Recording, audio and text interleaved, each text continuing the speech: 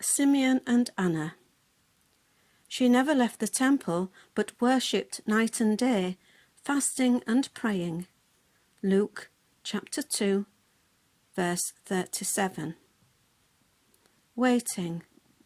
For a time we can see family again, especially if they live in other parts of the country. Waiting. For COVID to be over. Waiting. Maybe for the COVID vaccine injection. Whatever you are waiting for, it's not easy for any one of us. I'm a patient person, but I long for the time I can see my family again. I wonder how you would feel if God gave you a particular task, a calling, and then asked you to wait 80 years before you could fulfill it. Would we consider our lives a waste or meaningless? It certainly would fly in the face of our cultural ideals of youth. In a society where television newsreaders lose their jobs at the sight of their first wrinkle, and Silicon Valley whiz kids make their first million before they're 21. The world doesn't consider age an asset anymore. And yet, Laura Ingalls Wilder published the first of her Little House books, aged 65. Harold Colonel Saunders was 62 when he franchised KFC. And Nelson Mandela was 76 by the time he became Prime Minister of South Africa.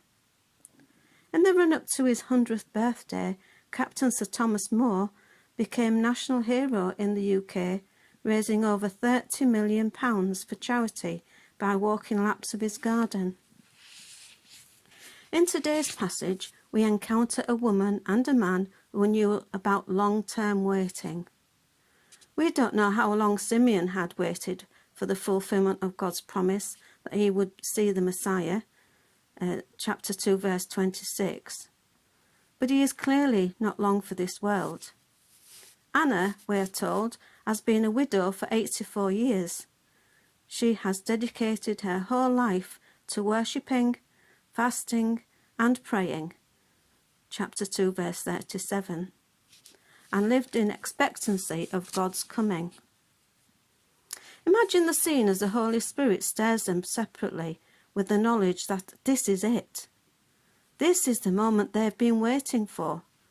Not a lean back in the sofa kind of waiting, but an active anticipation.